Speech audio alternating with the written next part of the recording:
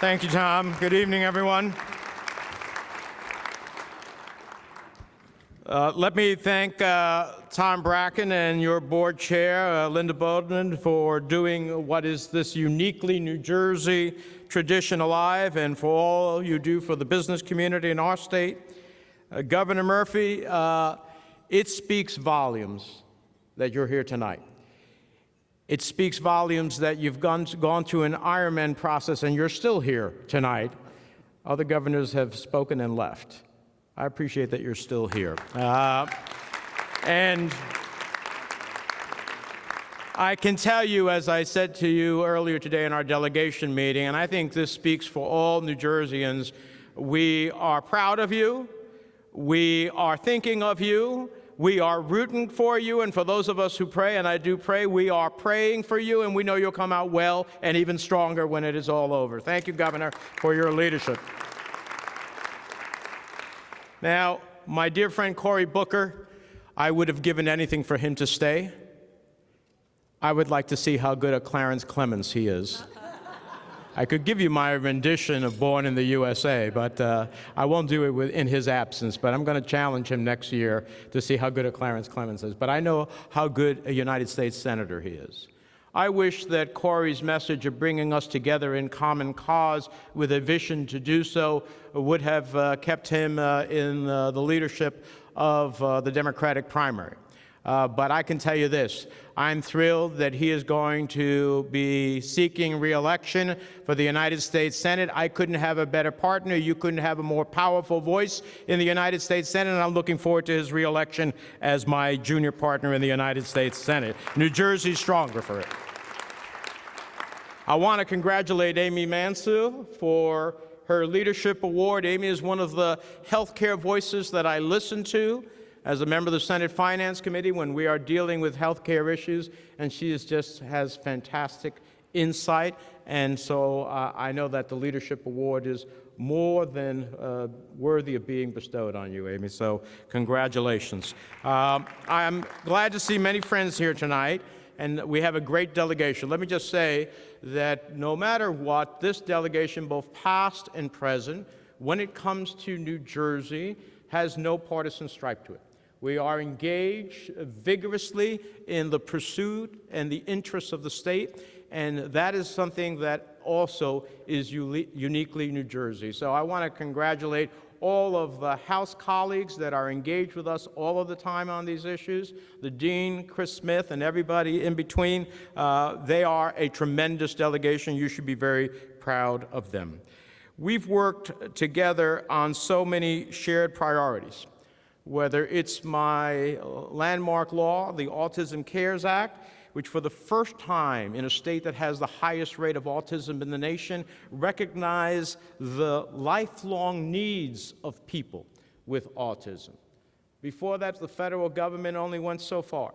When you hit a calendar on a date and you became the age of majority, you dropped out from all of the services and efforts to help the individual and the families with autism. The new law that I helped pass, signed by the President, now creates a lifetime recognition of those on the autism spectrum, and we are better for it.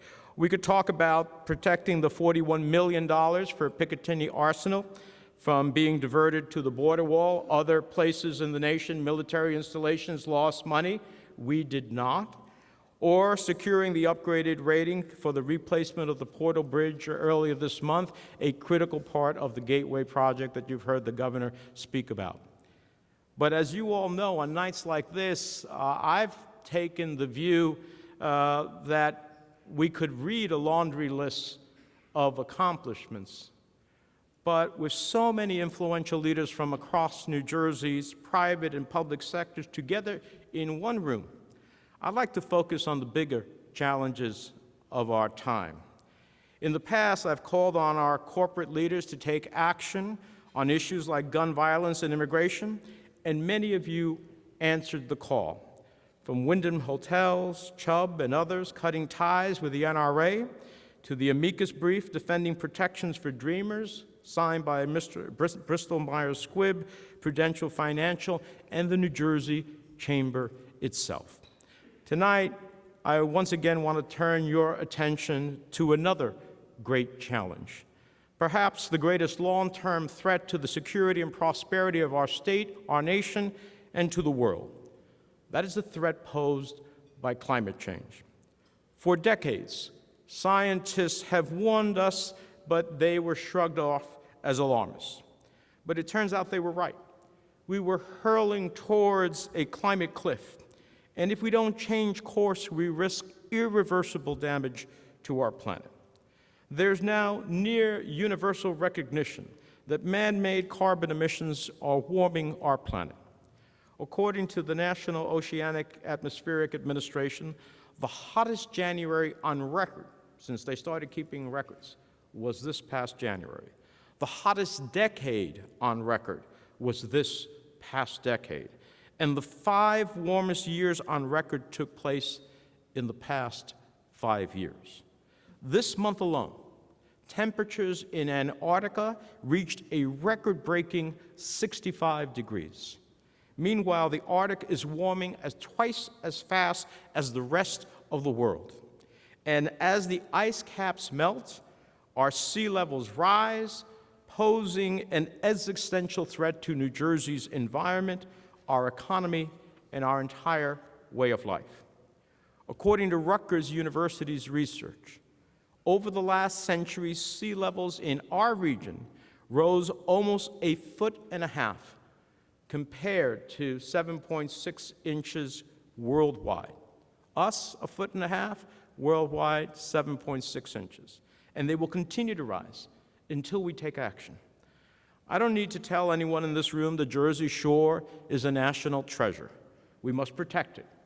Millions of New Jersey families depend on a safe climate and a healthy coast to support everything from our tourism and commercial fishing industries to coastal properties valued at over $800 billion. But from raging wildfires to more powerful storms, the consequences of unchecked climate change are not up for debate. We in New Jersey have seen it firsthand. We bore the brunt of Superstorm Sandy.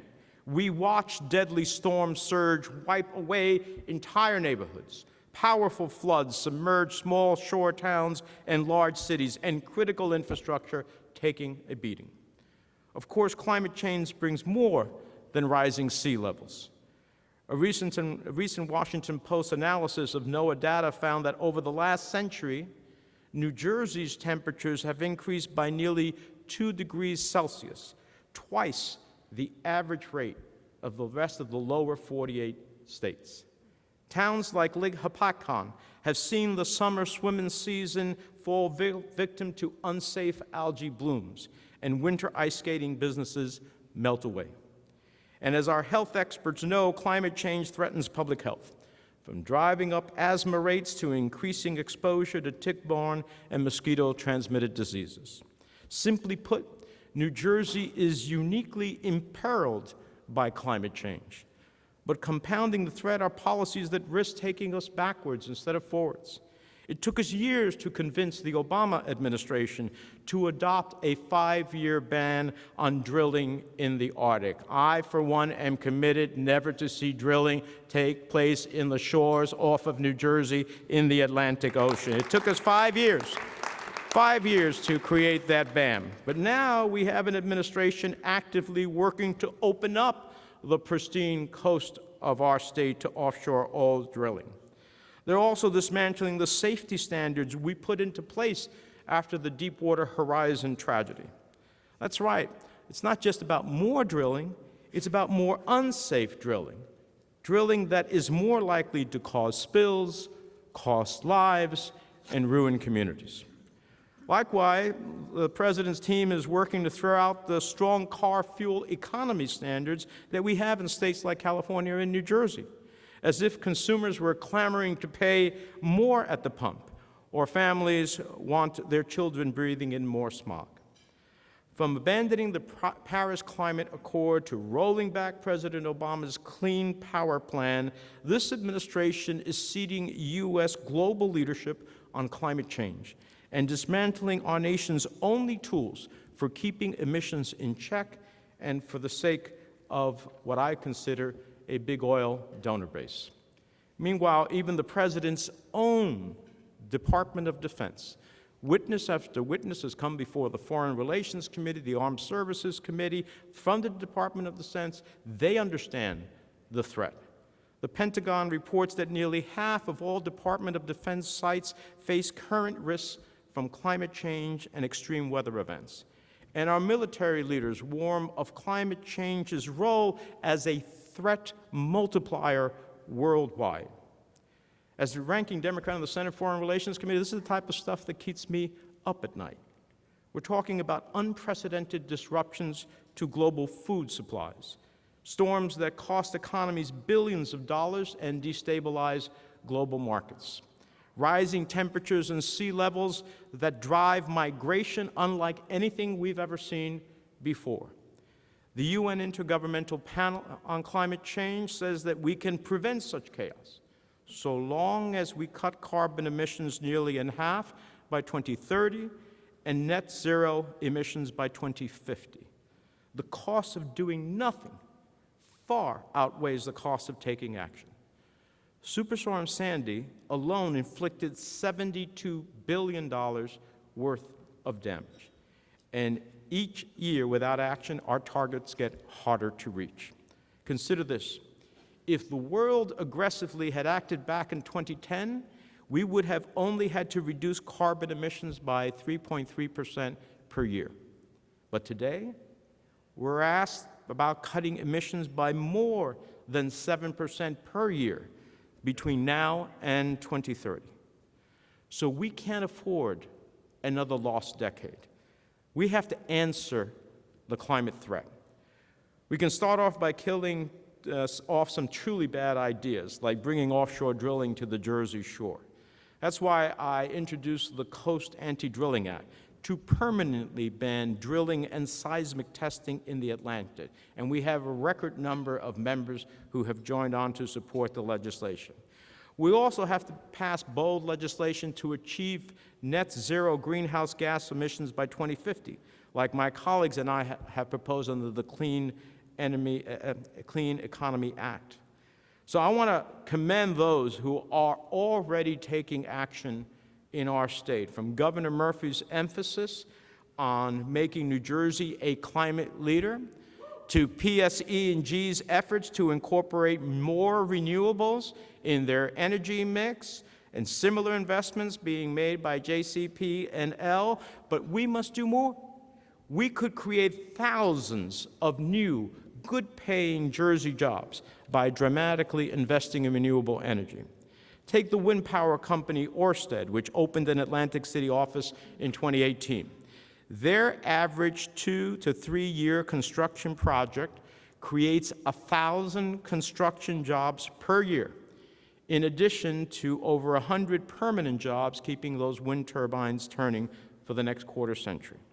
That's one of the reasons I'm fighting for the Offshore Incentivizing Wind Power Act to help make New Jersey a leader in offshore wind. As a member of the Senate Finance Committee, I'm seeking to incentivize, particularly in our state, but elsewhere in the country, these renewable energies as a way to balance off the marketplace and create an opportunity for greater investments from the private sector to do so. We also have to think big on infrastructure once again. We were the envy of the world at one time. The leading places people would come from all over the world in amazement at what our infrastructure was like. But we're living off the greatest generation's investments. Transportation is going to continue to drive significant carbon emissions in the coming years. We have to make bold investments in multimodal transit, including rail systems that emit far less carbon per passenger compared to cars. Creating options beyond sitting in traffic won't just reduce pollution and help us reach our climate goals, but eliminate a whole host of commuter headaches as well. More productive time at work, greater family time, and breathing air that is much cleaner. It's just one more reason we have to move forward with the Gateway program. Yes, the Portal Bridge finally won that upgrade rating, which it should have had some time ago. This governor put more money in both Gateway and the Portal Bridge than existed before.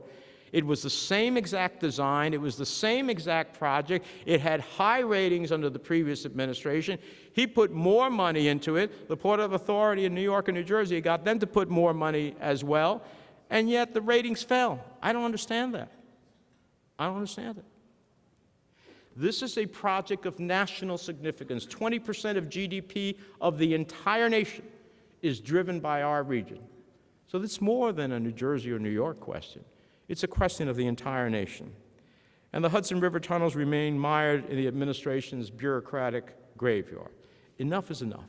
This project of national significance has to move forward. We can get Gateway done cheaper, faster, with the administration fully on board, and avoid the type of transportation Armageddon that would grind the Northeast Corridor to a halt.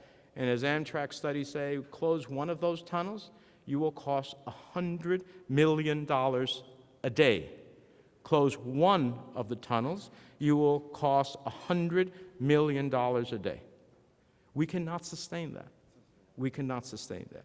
So I call upon the chamber to advocate not only as this chamber, but with the U.S. Chamber of Commerce, to say this is a project of national significance. It's time to get it on track, rolling, and get it completed. My friends, when it comes to advocating for climate solutions, I'll always strive to do my part. What I want everyone in this room is to ask themselves, are you doing yours?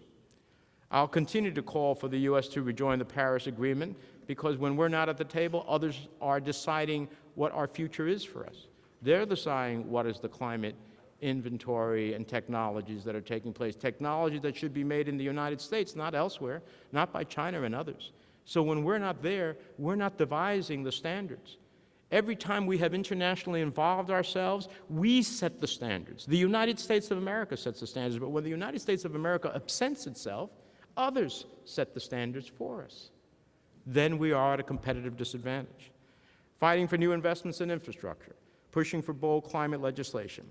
But we have a serious problem. So many in Washington continue to think in the past instead of thinking about the future of our economy, the future of our ecology, the future of our planet.